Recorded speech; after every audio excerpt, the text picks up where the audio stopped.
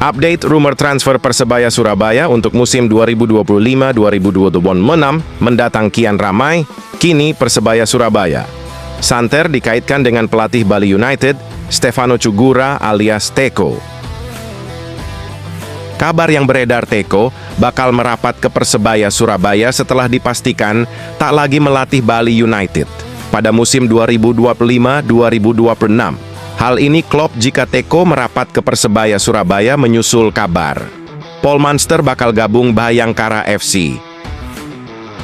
Nah, selain Teko, ternyata ada satu pemain Bali United yang kans merapat ke Persebaya Surabaya. Pemain itu tentu tak asing di telinga pendukung supporter Persebaya Surabaya, Bonek Mania. Santer disebut pemain tersebut adalah Irfan Jaya, winger penyerang sayap Bali United. Kabar rumor transfer ini ramai tersiar di jagat maya. Satu di antaranya diunggah oleh akun Instagram yang membahas seputar sepak bola tanah air beserta isu transfernya, Alam Betura Hebola Nilu 2. Seperti diketahui, Irfan Jaya pernah memperkuat Persebaya Surabaya di musim 2017-2018 hingga 2019-2020. Selama hampir 3 musim membela Persebaya Surabaya, Irfan Jaya mengemas 60 laga atau 4,292 menit. Bermain dengan koleksi 18 gol dan 11 assists bagi bajul ijo di semua kompetisi. Irfan Jaya begitu dicintai oleh supporter Persebaya Surabaya. Bahkan lini depan Persebaya Surabaya menjadi tajam berkat kehadiran penyerang yang pernah memperkuat timnas Indonesia. Irfan Jaya juga tak akan asing dengan atmosfer Stadion Gelora Bung Tomo dan dukungan fanatik dari Bonek Mania. Hal itu membuat Irfan Jaya diprediksi tak akan sulit beradaptasi dengan Persebaya Surabaya pada musim 2025-2026 mendatang. Namun kans Persebaya Surabaya mendatangkan Irfan Jaya cukup berat karena Irfan Jaya diketahui masih terikat kontrak dengan Bali United.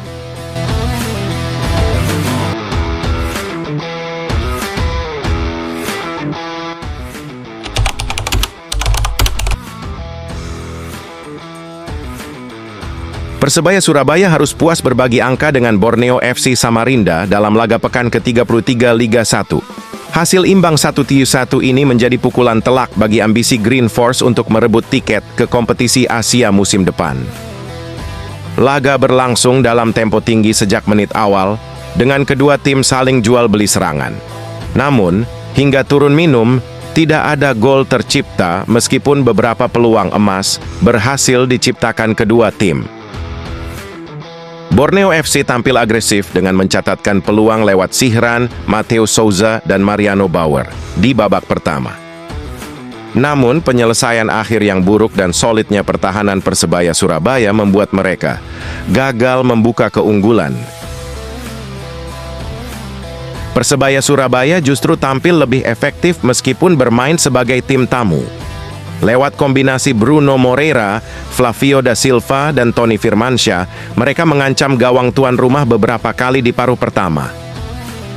Momentum datang untuk Persebaya Surabaya di menit ke-60 saat wasit menunjuk titik putih.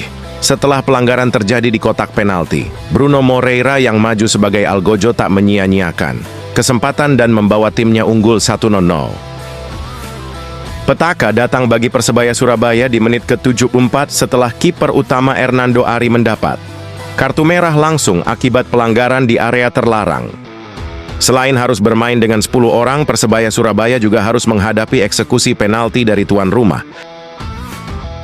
Matteo Souza menjalankan tugasnya dengan sempurna pada menit ke-76 dan menyamakan kedudukan menjadi 1-1. Gol ini membuat semangat pemain Borneo meningkat drastis.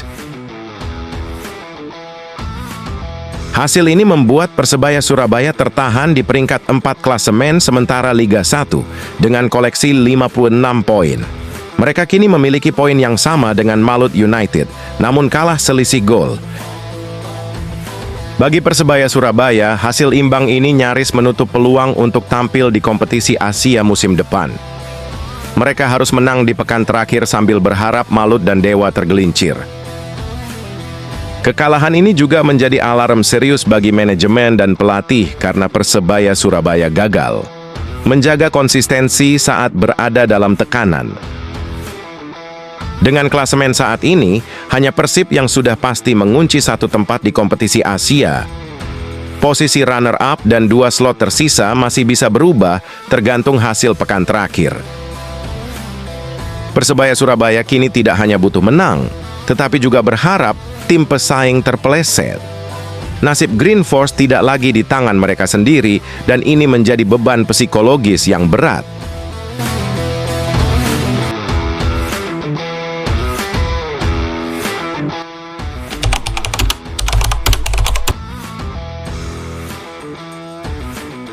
Performa buruk Gilson Costa bersama Persebaya Surabaya membuat posisinya terancam digantikan musim depan.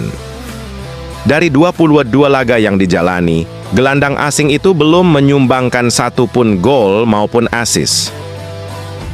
Catatan minor tersebut menjadi alasan kuat manajemen Green Force dikabarkan bakal mendepaknya usai Liga 1 musim ini. Terlebih, tekanan dari bonek mania terus menguat untuk segera mendepak sang pemain. Persebaya Surabaya pun mulai menyusun rencana transfer, termasuk mendatangkan sosok gelandang baru sebagai pengganti Gilson Costa. 3 nama mencuat sebagai kandidat kuat, 2 pemain asing dan 1 pemain lokal yang tak asing bagi bonek.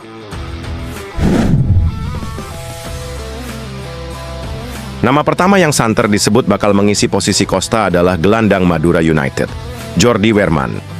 Pemain kelahiran Den Haag, Belanda, itu kabarnya masuk radar Persebaya Surabaya untuk Liga 1 Indonesia 2025-2026. Weerman disebut-sebut sebagai target utama setelah kontraknya bersama Madura United akan berakhir pada akhir musim ini.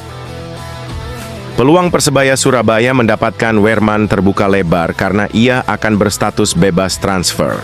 Selain itu, ia adalah tipe gelandang bertahan yang dibutuhkan untuk mengisi kekosongan peran Gilson Costa. Namun, bukan perkara mudah untuk menggait pemain berusia 26 tahun ini. Weerman juga dilaporkan diminati oleh sejumlah klub Liga 1 lainnya yang siap menyodorkan tawaran lebih tinggi.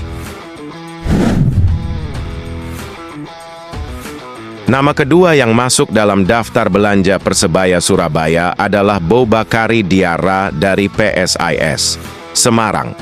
Gelandang bertahan asal Prancis Mali itu menjadi sosok penting di lini tengah Mahesa Jenar musim ini. Namun situasi internal PSIS yang sedang tidak stabil